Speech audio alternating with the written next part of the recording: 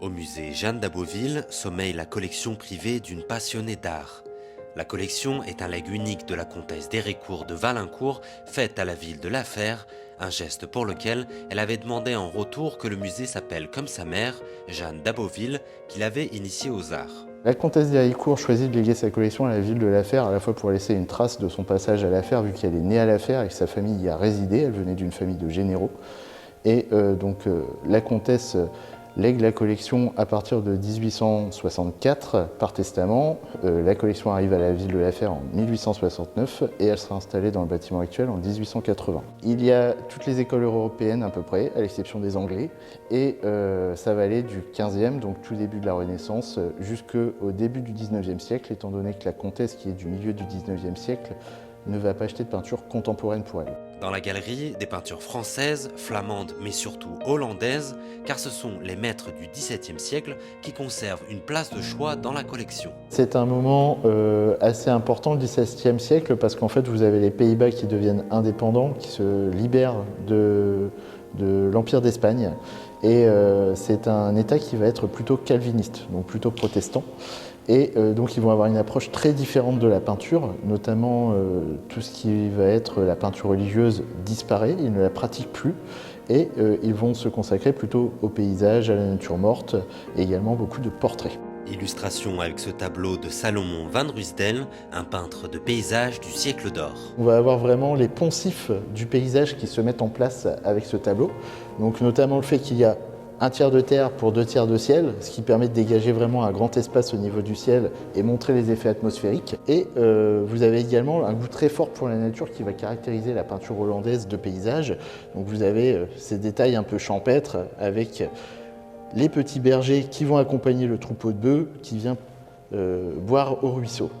Vous avez également toujours la présence d'arbres sur un côté du tableau qui permet un peu de donner de la profondeur à la composition en faisant un lien entre la terre et le ciel. Dans la salle d'à côté, les paysages reposants vont laisser la place à une nature plus idéalisée. De religion catholique, les Flamands peignent plutôt, dans des couleurs plus éclatantes, des scènes religieuses et mythologiques. Ici, c'est une copie d'atelier d'un original réalisé par Rubens qui va représenter une scène mythologique où on voit à la fois une Ménade et un satyre entourés de léopards. Donc là, on se situe vraiment dans une peinture qui va montrer le goût pour la nature qu'on a encore une fois à cette époque-là, puisqu'on va présenter un peu la nature idéalisée, une sorte de paradis lointain qui est tout à fait typique de la peinture flamande.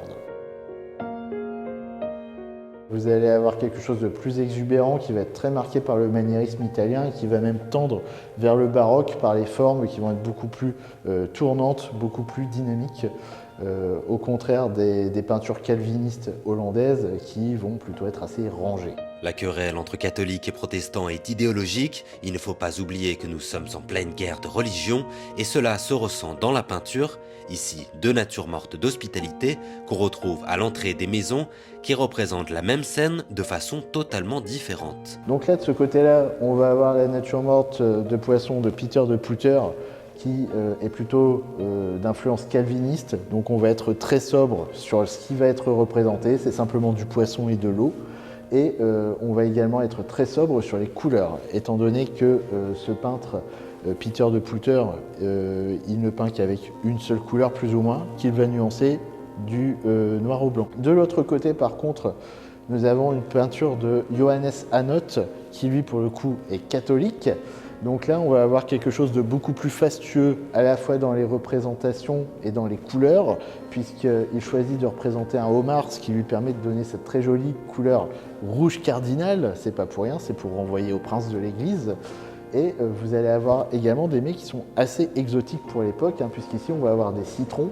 Laissons les Nordiques de côté pour aller cette fois-ci chez les Français, où se trouve la pièce maîtresse de la collection, le panier de prunes de Pierre Dupuy. Donc c'est un tableau qui est assez célèbre à cause de son photoréalisme et qui impressionne généralement beaucoup les visiteurs qui viennent au musée. Là, on est vraiment sur quelque chose d'extrêmement précis. On voit la pruine sur la prune, on voit des gouttelettes d'eau. Il y a vraiment un goût pour la précision de la part du peintre Pierre Dupuy qui est rendu extrêmement visible. C'est considéré comme un de ses chefs-d'œuvre. Par la précision de son geste, Pierre Dupuy démontre l'influence des Nordiques sur la peinture française, lui qui avait pour maître un peintre flamand. Mais la prédominance des pays nordiques sur la peinture décline progressivement le siècle suivant. Les Pays-Bas marquent le pas face à la révolution industrielle amorcée par leurs voisins anglais. Impulsée par son économie, l'Angleterre régnera sur la peinture du XIXe siècle.